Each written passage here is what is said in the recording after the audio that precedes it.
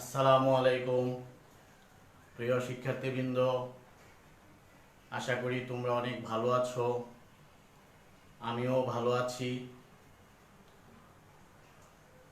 আমরা আজ আমাদের এই যে নবম ও দশম শ্রেণীর হিসাব বিজ্ঞানের আমরা এর আগে আমাদের যে চ্যাপ্টারটা ছিল সেটা মূলধন জাতীয়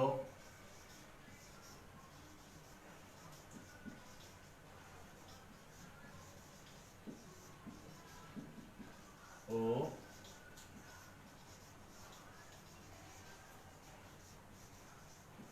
মুনাফা জাতীয় লেনদেন এই অধ্যায়ে আমরা আলোচনা করেছি। আজকে তোমাদের সাথে আমরা এখান থেকে একটা অনুশীলনীর সমস্যা সমাধান করব। তার পূর্বে আমার এই বোর্ড সঠিকভাবে দেখা যাচ্ছে কিনা, লেখা স্পষ্ট কিনা এবং আমার সাউন্ড ক্লিয়ার কিনা একটু কমেন্ট বক্সে কমেন্ট করলে আমি ক্লাসটা নিতে সুবিধা হবে। যারা এই মুহূর্তে যুক্ত হয়েছ এবং তোমাদের অন্যান্য সহপাঠীদেরকে যুক্ত হওয়ার জন্য তাদের সাথে শেয়ার করো এবং আমরা আমাদের যে পাঠ্য বইয়ের অনুশীলনী পর্বে একটি সমাধান করব, সমস্যা সমাধান করব। এই অধ্যায়ের আমাদের অধ্যায় ছিল এটা চতুর্থ অধ্যায়। আমার সাউন্ড স্পষ্ট কিনা, শুনতে কোনো অসুবিধা হচ্ছে কিনা সেটা যদি একটু কমেন্টস বক্সে কমেন্ট করলে আমি আমার ক্লাসটা শুরু করতে পারছি। আমি একটু কমেন্টগুলো দেখি, তারপর আমরা সমাধান করতে যাব।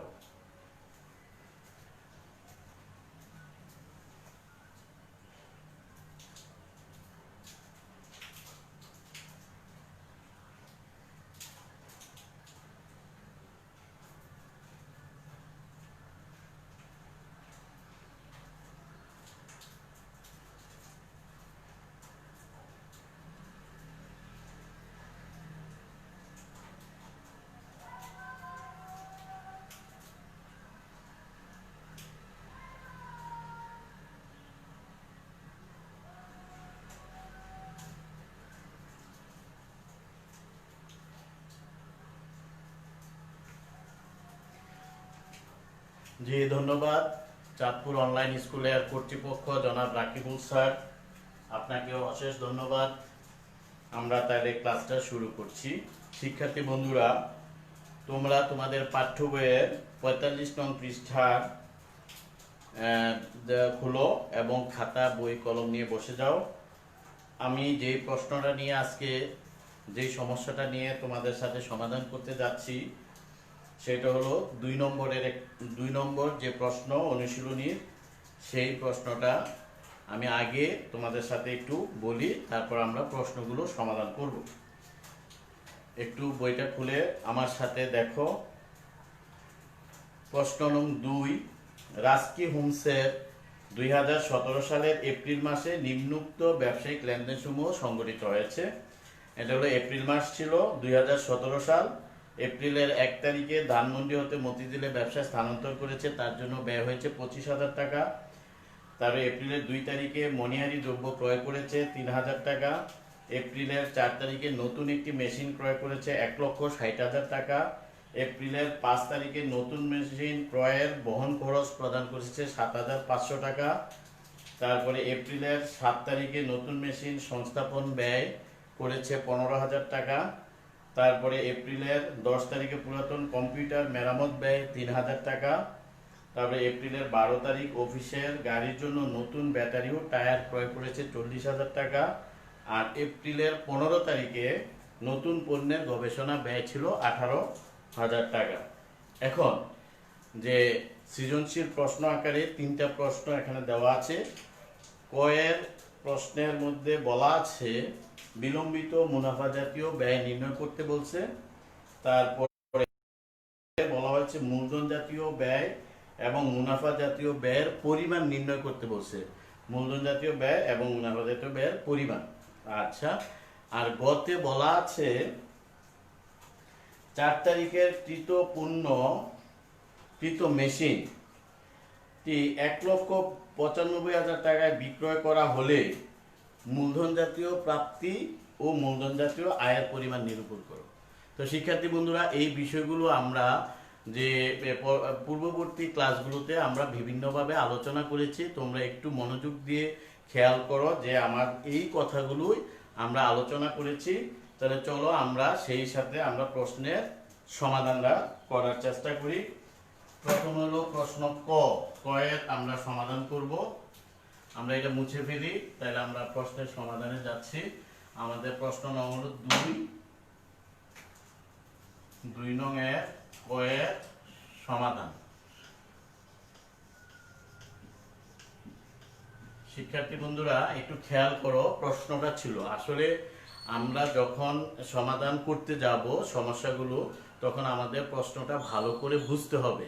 কি বলছে এখানে, কি জানতে চেয়েছে, সেই জিনিসটা ভালো করে বুঝতে পারলে আমাদের সমাধান করতে সহজ হবে এবং আমরা সঠিকভাবে সেই সমাধান করার ফলে আমাদের যে প্রাপ্ত যে নম্বর, যে অর্জন, সেটা সঠিকভাবে পাবো।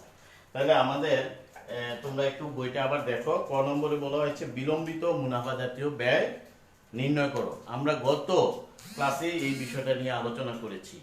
আমরা এখানে কতগুলো উদাহরণ দিয়েছিলাম, সেই উদাহরণের মধ্যেই আমরা এখানে কিছু তথ্য পেয়েছি। তাহলে আমাদের আগে এখানে খুঁজতে হবে বিলম্বিত মুনাফা জাতীয় ব্যয়ের যে লেনদেনগুলো কোনগুলো। তার আগে বিলম্বিত মুনাফা জাতীয় ব্যয় কি, সেই ধারণাটা আমাদের তো অবশ্যই মাথায় আছে বা আমরা আগে জেনেছি। তাহলে আমরা একটু খেয়াল করো, এখানে আমরা যে এটার পরিমাণ নির্ণয় করতে বলেছে, 2টা লেনদেন আছে, সেইগুলো আমরা বের করি। এখানে দেওয়া আছে, আমরা এইভাবে লিখব যে সমাধানে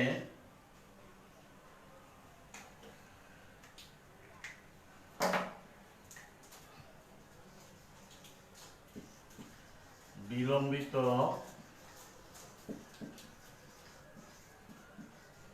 মুনাফা জাতীয় ব্যয়ের পরিমাণ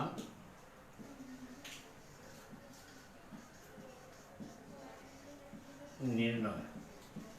তা আমরা এখানে দেখব, আমরা বইয়ে আমরা যে অংশটা দেখব, এটা একটু এপ্রিলের 1 তারিখ একটা লেনদেন আছে। আমরা বলেছিলাম যে এক জায়গা থেকে অন্য জায়গায় যে অফিস স্থানান্তর ব্যয়, এটা বিলম্বিত মুনাফা জাতীয় ব্যয়। তাহলে এখানে বলা আছে ধানমন্ডি হতে মতিঝিল ব্যবসায় স্থানান্তর ব্যয়। তাহলে আমরা ধানমন্ডি হতে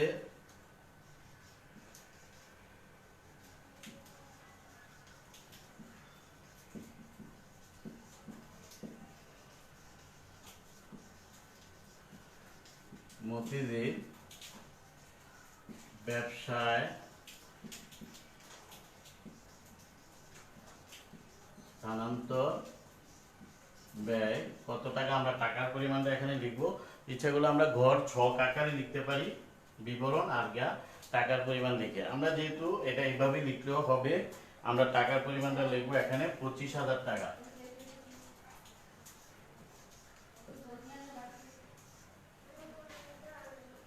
তারপরে আরেকটা আছে, আমরা অন্যগুলো না, আমরা একদম লাস্টে চলে যাব। দেখো এপ্রিলের 15 তারিখে বলছে নতুন পণ্যের গবেষণা ব্যয়। তোমরা একটু মনোযোগ দিয়ে খেয়াল করো যে পূর্বের ক্লাসে আমরা বিলম্বিত মুনাফা জাতীয় ব্যয়ের উদাহরণের মধ্যে বলেছিলাম যে কোনো নতুন পণ্য তৈরি করার পূর্বে গবেষণা ব্যয়। তারপর আরো আছে, সেগুলো এখানে নাই। তো যেই দুইটা আছে সেই দুইটাই আমরা এখানে লিখব। তো লিখবো, আমরা এখানে লিখি এপ্রিলের 15 তারিখে আমরা কি বলেছে, নতুন পণ্যের গবেষণা ব্যয়।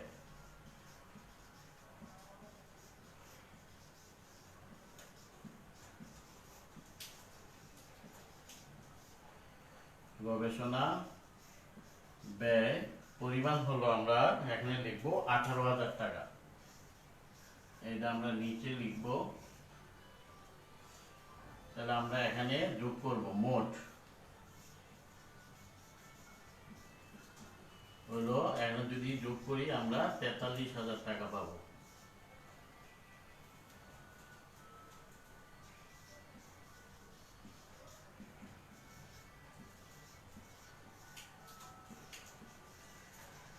আমরা উত্তরটা লিখে দিব 43,000 টাকা।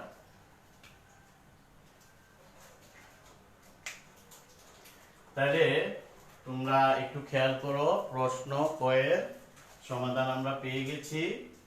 তাহলে একটু মনোযোগ দিয়ে শোনো যে ধানমন্ডি হতে মতিঝিল ব্যবসায় স্থানান্তর ব্যয় 25,000 টাকা, এপ্রিল 15 তারিখে নতুন পণ্যের গবেষণা ব্যয় 18,000 টাকা।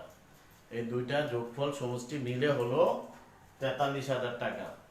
তাহলে আমরা টোটাল এখানে উত্তর লিখতে পারি, বিলম্বিত মুনাফা জাতীয় ব্যয়ের পরিমাণ 43,000 টাকা। তো তোমরা নিশ্চয়ই লিখেছ। আমি এটা এখন পরের নেক্সট প্রশ্নের উত্তরে যাব।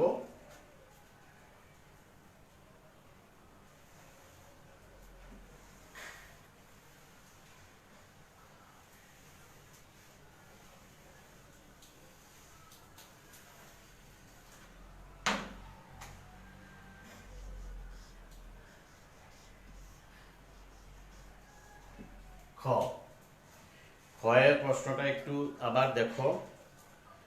মূলধন জাতীয় ব্যয় ও মুনাফা জাতীয় ব্যয়ের পরিমাণ নির্ণয় করতে বলেছে।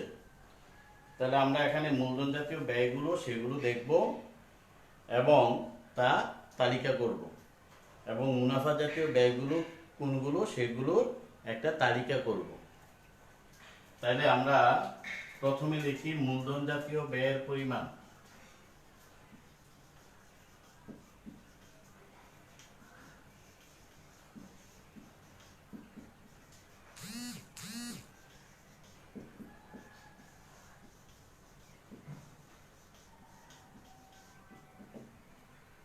শিক্ষার্থী বন্ধুরা, মূলধন জাতীয় ব্যয় তো জানো, যে সকল ব্যয় বারবার করতে হয় না, একবার করলে যার ফল দীর্ঘদিন ভোগ করা যায় সেগুলো হলো মূলধন জাতীয় ব্যয়, এবং মূলধন জাতীয় ব্যয়ের ফলে সম্পদ অর্জিত হয়, সেটা আমরা জানি।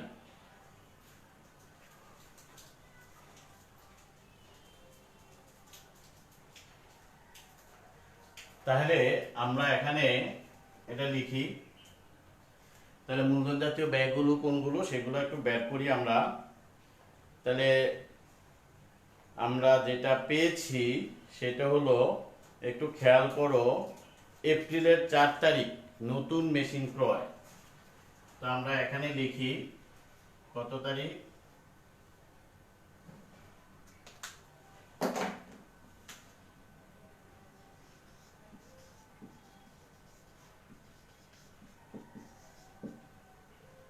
আমরা ইচ্ছা করলে সালটাও লিখতে পারি, 2017 সাল এপ্রিলের 4 তারিখ নতুন মেশিন ক্রয়।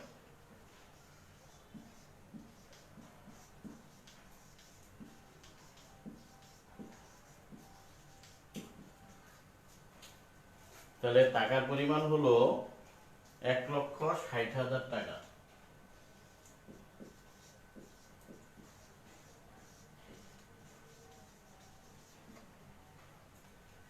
এখানে খেয়াল করো, আমরা বলেছিলাম যে এই মেশিনটা ক্রয় করে বা কোনো কিছু যদি ক্রয় করা হয় তার পরিবহন খরচ বা বসানোর খরচ সেগুলো মূলধন জাতীয় ব্যয়ের আওতায় পড়ে। তাইলে আমরা একটু খেয়াল করো, এপ্রিলের 5 তারিখ বলছে নতুন মেশিন ক্রয়ের বহন খরচ, এইটাও এখানে যুক্ত হবে।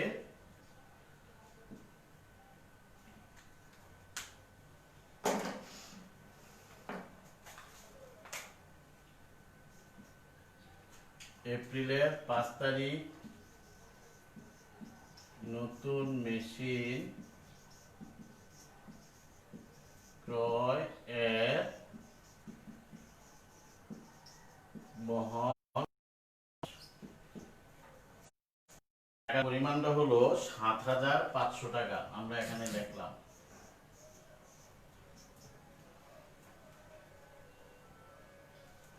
যে এখানে এরপরে আছে নতুন মেশিন সংস্থাপন ব্যয়, যে এটাকে বসানো, এটাও এককালীন ব্যয়, কারণ এটা মূলধন জাতীয় ব্যয়ের সাথে সংশ্লিষ্ট, অর্থাৎ ওই মেশিনটা না বসাইলে তো আর এটার কার্যকারিতা হবে না, এবং এটার বহন খরচ, পরিবহন খরচ যাই বলি সেটাকে আমরা আনতে হবে, যে এই বহন খরচ এবং বসানোর খরচ এগুলো সমষ্টি এটার সাথে যুক্ত হবে। তাহলে খেয়াল করো, নতুন মেশিন সংস্থাপন ব্যয় 15,000 টাকা, তারিখ হলো, এটা আমরা 7 তারিখে এই খরচটা করেছি।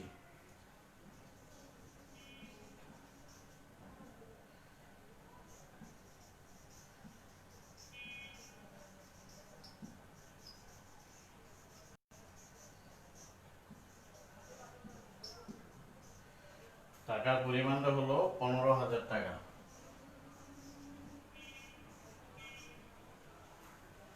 তাহলে আমরা এই টাকাটা পেলাম। আর কি আছে আমাদের এখানে?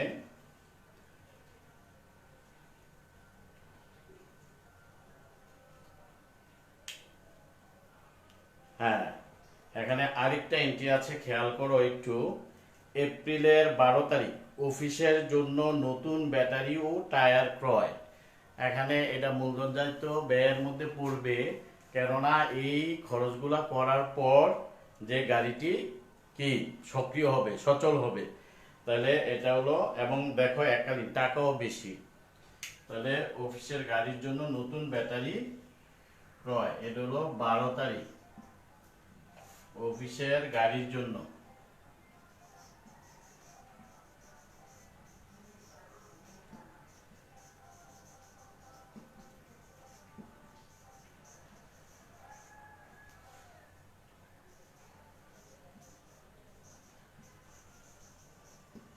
ব্যাটারি ও টায়ার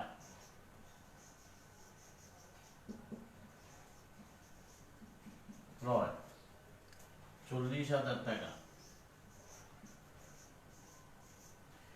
তাহলে আমরা এখানে এই আইটেমগুলো পেলাম।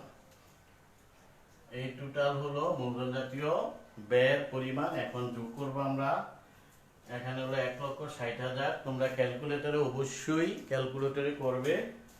তাহলে এখানে আছে 40,000, তাহলে আমরা যোগ করলে 2,15,000, 2,22,500, 2,22,000, সরি 2,22,500, আমরা এই টাকাটা পেলাম।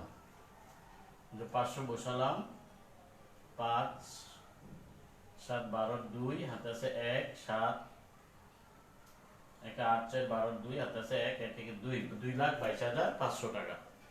তাহলে আমরা এখানে লিখতে পারি, আচ্ছা এটা হলো মূলধন জাতীয় ব্যয়ের পরিমাণ বের করলাম। আমাদের আরেকটা অংশ আছে মুনাফা জাতীয় ব্যয়ের পরিমাণ।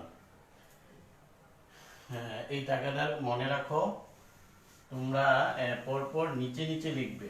আমার তো এখানে জায়গা কম, এটা আমি মুছে আবার লিখছি। এখানে আমরা লিখব, তাহলে আমরা আরেকটা অংশ আছে মুনাফা জাতীয়।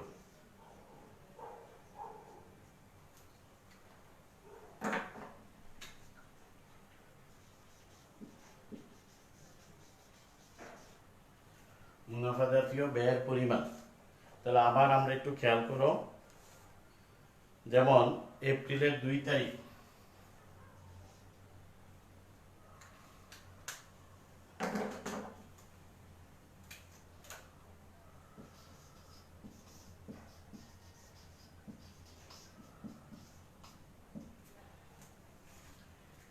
তাহলে মুনাফা জাতীয় ব্যয়গুলো কি, যে ব্যয়গুলো বারবার করতে হয় এবং যার ফল স্বল্পস্থায়ী। তাহলে যেমন এখানে মণিহারি দ্রব্য ক্রয়, তাহলে লিখবো মণিহারি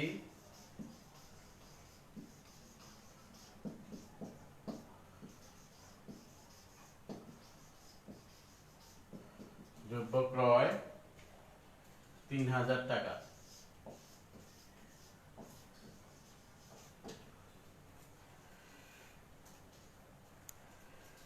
তারপরে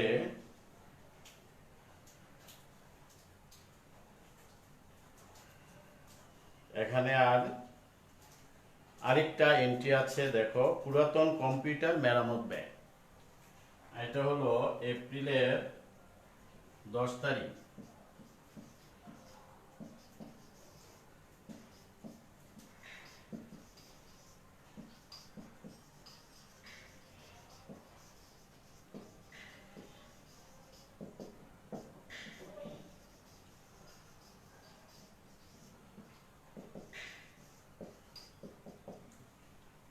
টাকার পরিমাণটা হলো, দেখো, 3000 টাকা।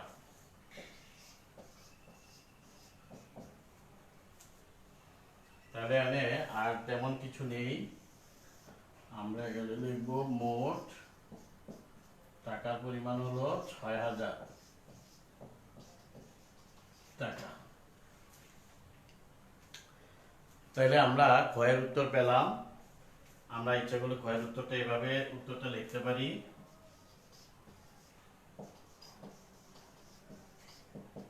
উত্তর: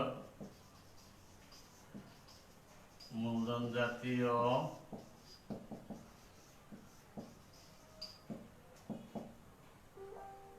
এর পরিমাণ 2,22,500 টাকা এবং মুনাফা জাতীয় ব্যয়ের পরিমাণ 6000 টাকা। আমরা উত্তরটা এইভাবে আমরা নিচে লিখে দেব, পার্ট বাই পার্ট করে লিখবো। আমরা পাশাপাশি লিখতে পারি বা নিচে নিচে লিখতে পারি। তাহলে আমরা এটা লিখে পরিমাণটা বের করব। তবে শিক্ষার্থী বন্ধুরা, তোমরা অনেক সময় দেখবা প্রশ্নের মধ্যে আবার একটু ইয়েও থাকে যে পার্থক্য বের করো। তাহলে পার্থক্য বের করলে আমরা এটা থেকে এটা বিয়োগ করে তারপর দেখাবো। এখানে শুধু পরিমাণ বের করতে বলছে, আমরা সেই পর্যন্তই থাকবো। যতটুকু প্রশ্ন করে সেই পর্যন্তই আমরা উত্তর দিতে চেষ্টা করব। তাহলে আমরা যদি এইভাবে এই প্রশ্নটা এইভাবে সমাধান করলে আমরা পুরো 4-এর 4 মানে প্রাপ্ত হব। এবার আসো আমরা নেক্সট যে গয়ের উত্তরটা বলছে, গয়ের প্রশ্নটা বলছে, গয়ের প্রশ্ন নিয়ে একটু কথা বলি। গয়ের প্রশ্নটা একটু ভালো করে খেয়াল করো, তাইলে এখানেই উত্তরটা আমরা পেয়ে যাব। এখানে বলা হচ্ছে মূলধন জাতীয় প্রাপ্তি এবং মূলধন জাতীয় আয়ের পরিমাণ বের করতে। একটু খেয়াল করো যে এই নতুন মেশিন কৃত যে 4 তারিখের যে মেশিনটা কেনা হয়েছে, এখানে 1,95,000 টাকা যদি এটা বিক্রয় করা হয়, হলে মূলধন জাতীয় প্রাপ্তি এবং মূলধন জাতীয় আয়ের পরিমাণ নিরূপণ করতে হবে। তাহলে যেহেতু বলা হয়েছে যে এই কৃত মেশিন 1,95,000 টাকা বিক্রয় করছে, তাহলে 1,95,000 টাকা আমার আসছে। এই যে নতুন মেশিনটা আমি বিক্রয় করাতে 1,95,000 টাকা আমি পেয়েছি, এটা হলো আমার মূলধন জাতীয় প্রাপ্তি। তাহলে এখানে আমরা লিখব মূলধন জাতীয়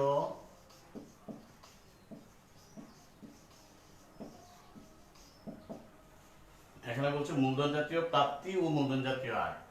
তাহলে মূলধন জাতীয় প্রাপ্তির পরিমাণ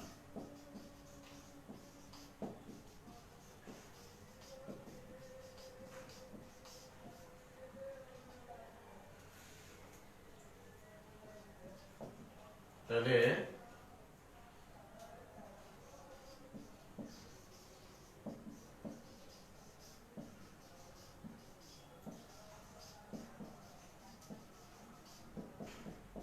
1,95,000 টাকা, এটা হলো আমাদের মূলধন জাতীয় প্রাপ্তির পরিমাণ। আমরা বলছি যে এটা যে কোনো সম্পত্তি বা পুরাতন হোক যাই হোক, যদি আমরা বিক্রি করে যে প্রাপ্তিটা আসে, সেটা টোটাল টাকাটাই মূলধন জাতীয় প্রাপ্তি। তবে এখানে মূলধন জাতীয় আয়ের পরিমাণ কত সেটা আমার বের করতে হলে এটা লিখতে হবে এইভাবে।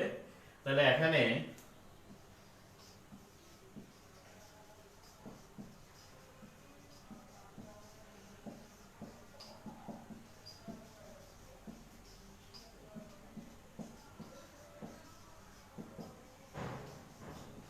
আয়ের পরিমাণ বের করব কিভাবে, যেহেতু 1,95,000 টাকা থেকে আমার ওই যে টোটাল টাকার খরচটা 1,95,000 বিয়োগ, আমি এটা এইভাবে দিব।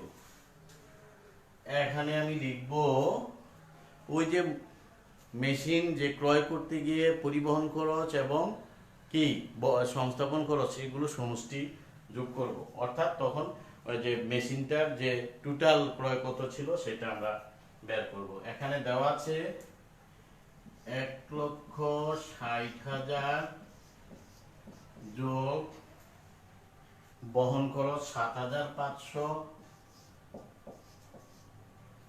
যোগ 15,000 বসানোর খরচ।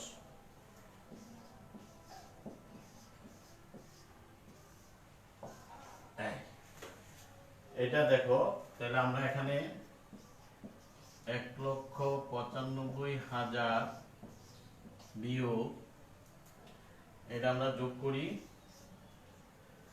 এখানে কত আছে 1,60,000 আর 15 হলো 1,75,000 আর সাথে হলো 1,82,500। তোমরা অবশ্যই তোমরা ক্যালকুলেটরে করবে যোগ বিয়োগগুলো। তাহলে দেখো আমরা পেলাম, যদি আমরা এভাবে যোগ করি তাহলে আমরা কত পাচ্ছি 500, 7, 5, 12, 2 হাতে আছে 1, 2, 6, 8 আর হলো 1,82,500 টাকা। এখন আমরা বিয়োগ করি এটা, তাহলে 2 শূন্য বসাইলাম, 0, 5 আছে 10 বড় 5 হলে হাতে 1, 3 আছে 5 বড় তাহলে 2 হলে, আর 8 আছে 9 বড় তাহলে 1 হলে 12,500 টাকা। অর্থাৎ আমরা মূলধন জাতীয় আয়ের পরিমাণ পেলাম 12,500 টাকা, আর মূলধন জাতীয় প্রাপ্তির পরিমাণ হলো 1,95,000 টাকা। তো আশা করছি তোমরা বুঝতে পেরেছ। তাহলে আমরা উত্তরটা এমনি লিখতে পারি, এটা তো অবশ্যই তোমরা ক্লিয়ার হয়েছ আশা করছি। তা আমি এটা মুছে ফেলি, কারণ মূলধন জাতীয় আয়, কারণ আমরা বলছি একটি নির্দিষ্ট সময়ে যে এই মূলধন জাতীয় প্রাপ্তি মূলধন জাতীয় আয় হয় না, মানে অর্থাৎ যে মূলধন জাতীয় প্রাপ্তির যে অংশটা আমরা যে লাভের ইয়াটা কোনো কারণে বিক্রি করলে যদি লাভ হয় সেই টাকাটা মূলধন জাতীয় আয় বলে থাকি।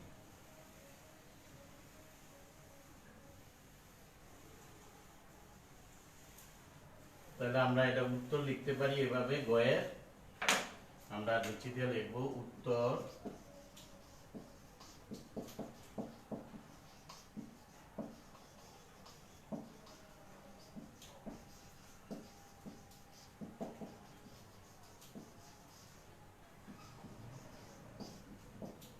$1,95,000 টাকা।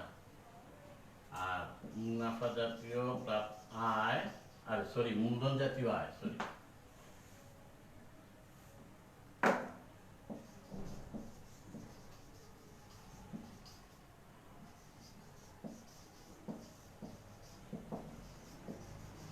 আয় হবে 12,500 টাকা। এগুলো আমরা উত্তর এভাবে লিখে দিতে পারি। তাহলে আমরা যদি এইভাবে সম্পূর্ণটা কাজ করি তাহলে আমরা একটা সম্পূর্ণ যে পুরো নম্বরটা অর্জন করতে পারবো। তো শিক্ষার্থী বন্ধুরা, আজকে তোমাদের সাথে আমার এই অনুশীলনী পর্বের 2 নম্বর সমস্যার যে সমস্যাগুলো ছিল সেগুলো নিয়ে সমাধান করলাম। তোমাদের একটা বাড়ির কাজ আমি দিতে চাই, সেটা হলো তোমাদের নেক্সট 3 নম্বরের প্রশ্নটা জনাব নাজিম।